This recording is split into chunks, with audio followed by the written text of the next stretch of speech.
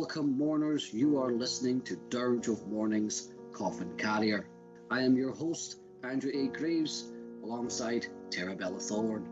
In this episode, we'll be looking at a Brazilian band called Lelantos, Solemn Will to Prevail, from the 2016 release, Acresia.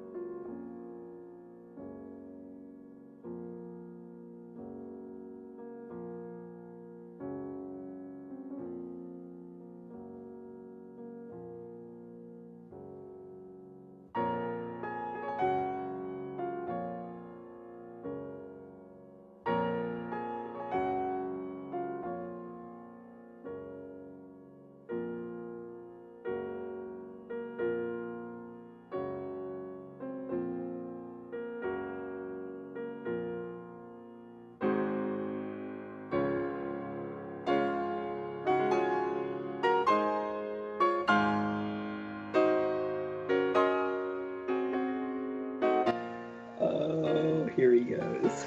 Oh, fuck.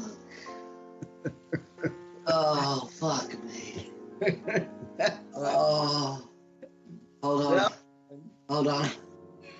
Oh. Oh. Oh, that hit the spot. Oh. It sure does. That is beautiful. Okay. Not only am I going to need cigarettes this time, I'm going to need you to pay me like a cheap hooker and get me an Uber.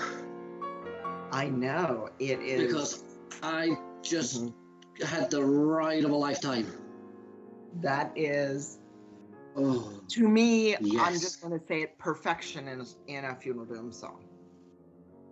Best way to sum up those elements would be haunting, gloomy, dark, and just beautiful. Those are what sums up and equals perfection.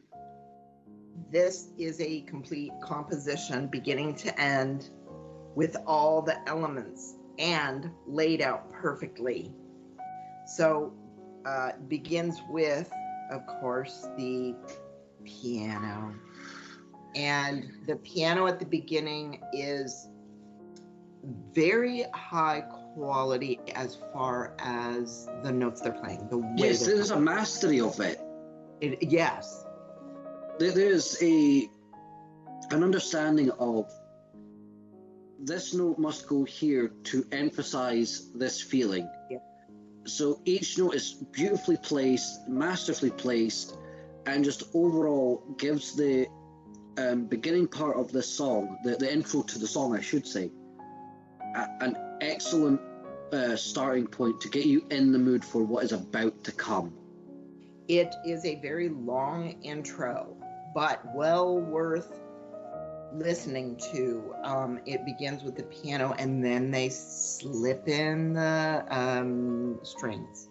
Yes, just as the piano dies down, we then go into the actual way that the song is supposed to sound, with the strings coming in, the guitar and the drumming and the bass all ramping up to overall collectively bring out funeral doom done right.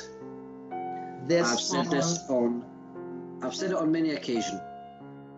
If you're trying to start a funeral doom band and you've not got a clue what to do, look no further.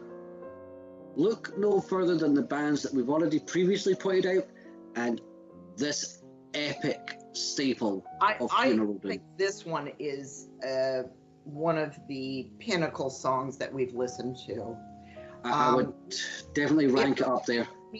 Of compositions from Shape of Despair, which is a wonderful comparison. If you are a newer band, or this is their debut album, if you are producing this kind of thing, you have a full mastery and understanding of the genre, and for me to sit here and say I'm comparing you to a great band, that's a high compliment. Oh, absolutely. It also reminds me of when we listened to our very first episode, God's Eye Cataract, with their demo.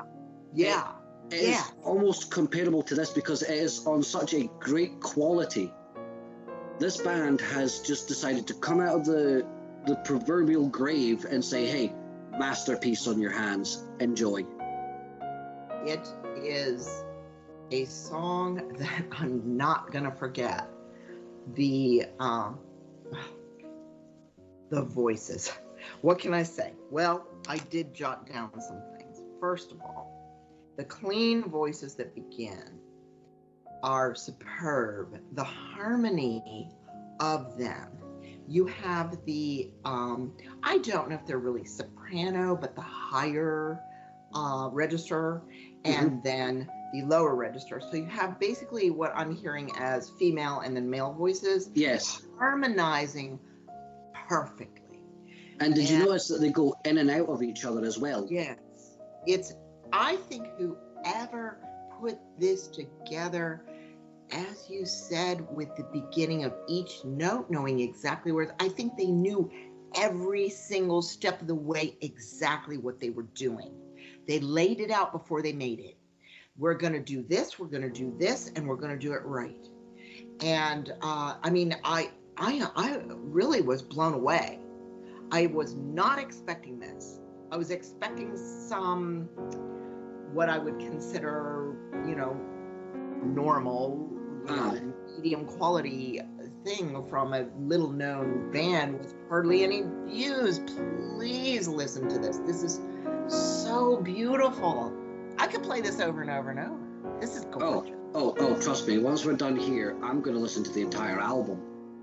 Yeah. Because if it's on this type of quality, I have to. There's no choice. I have to go and sit and enjoy this.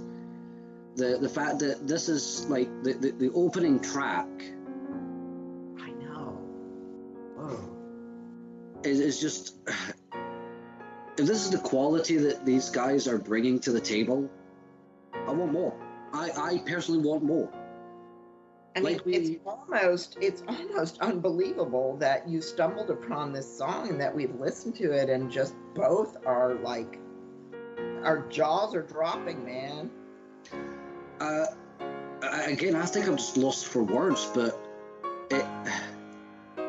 each part of the rhythm section, to the guitar solo, to the orchestration, the piano, the drumming, the death growl, the clean vocals, all just perfectly placed. I cannot stress that enough.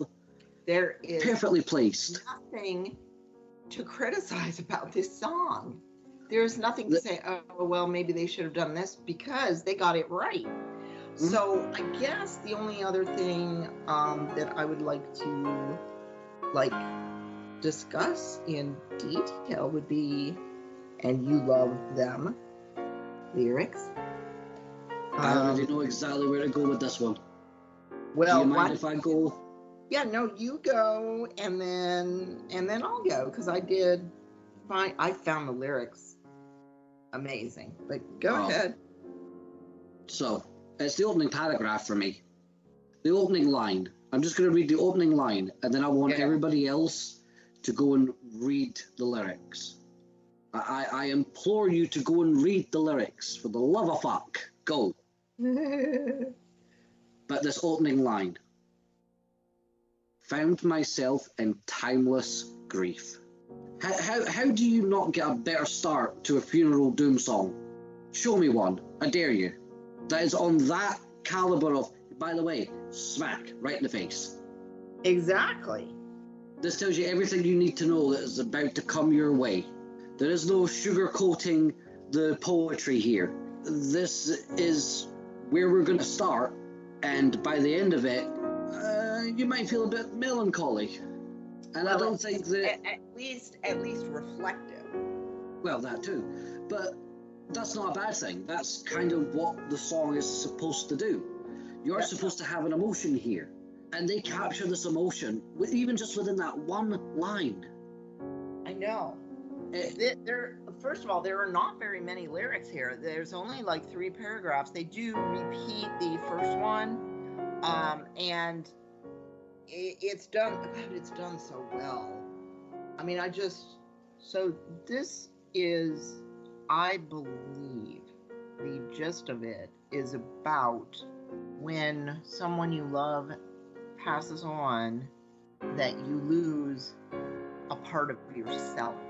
So it basically does tell us that, because it says, wow, the title of the song, The Will to Prevail. Yeah, okay, so we want to prevail. In other words, we want to go on.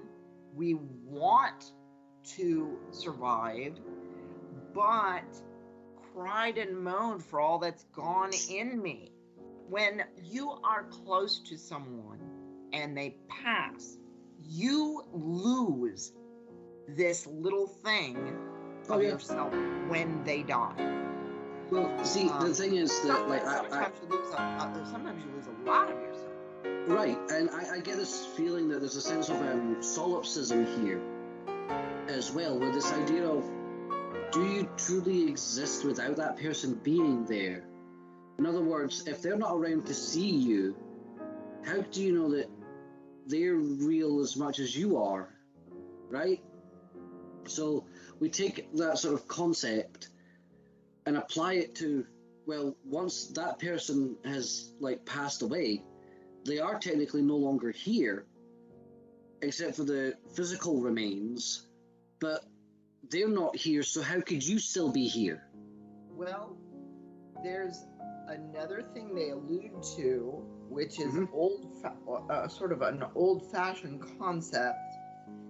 Okay, in the final paragraph or stanza, amidst shades, a will to prevail. Now, shades in old literature and such often meant spirits or ghosts. Yes. So we have your will to be in this world and of this world, but you're surrounded by the shades. In other words, you're out of your mind in a way. That's why they're talking about sanity. You're kind of losing your mind. Right, you're seeing the person at the corner of your eye, which tends to happen when someone does pass away. Right, or you hear their voice. Right, if you miss someone deeply enough and they pass away, you tend to see their face in every other person you come across. Or you'll smell their scent on certain things, or you think you'll hear them knock on the door or walk in. Or... I had some odd dreams, like when my mom passed. Very odd. My sister. Oh, I did too. I had the craziest ones. Yeah, I couldn't tell you whether they're odd. I couldn't tell you whether it was reality or not when this happened. Oh, it's very strange. It's a slightly scary experience, but if you've ever felt that, I think you would be able to resonate with this song, which is probably why I thoroughly enjoy it. Oh yeah, this song is talking about that, about the loss and the wanting to be okay, but you're not, and solemn will to prevail, weakened and frail. Just read the lyrics. If you listen to the beautiful song, which it is gorgeous, the voices are so beautiful in this. I have not seen this level of choral singing in quite a while. I mean, you do see it. This is why I compared it to Shape of Despair, because you do see it there. This is just gorgeous. So, anyways, it's just... there is this thing that, like, I'm trying to wrap my head around it. I know. And all I want to do is dive deeper into their music and see what the overall picture is. That's a good idea. The experience that this has given me has actually given me a new appreciation for Funeral Doom. I can understand that, yeah. Because when I do come across gems like this, yeah, it a little behind the scenes here, folks. Scouring through hours and hours of music is quite taxing. Yeah. Especially for a review show like this. But when you finally come across something that is on this level, that sets the bar this high, right out of the gate, it just makes every part of doing this show worth it. It does. When you sent me the song and I listened, I was like, I was expecting it to be another one of those where I'd go, well, I don't know. It's okay, I guess. But this one blew me away. No joke. This is gorgeous. This is the way it should be. The level of mastery here, pure Funeral Doom. I mean, it is phenomenal. Yeah. So I guess that just leaves us with scoring this bad boy. Well, we know what we're scoring it already. Well then, it is a simple 10 out of 10. If that comes as any surprise to the people listening, who are clearly not paying attention. Right. We're testing. So, yes. There is a written exam at the end of this. Please take notes. Okay. That was beautiful. I will, again, just overall, perfection. Just pure perfection. Loveliness. I mean, seriously. Links, of course, will always be in the description for this, along with any other information I could find. I guess the only other bit I would like to say is that I came across kind of what their name sort of symbolizes. Oh, yeah. And just a sort of brief concept. Their band name is a symbol for loneliness. There you go. And it's derived from Greek words. Yes. Yes. The Greek mythology had Lelantos as Titan, god of air. And if you look into the Greek words, you'll get an understanding of how they came to this idea of it being this symbol of, loneliness, etc. I love that. That's great. They even thought about that. But that's going to do it from us here at Coffin Carrier. Until next time, mourners, remember, every day is a funeral.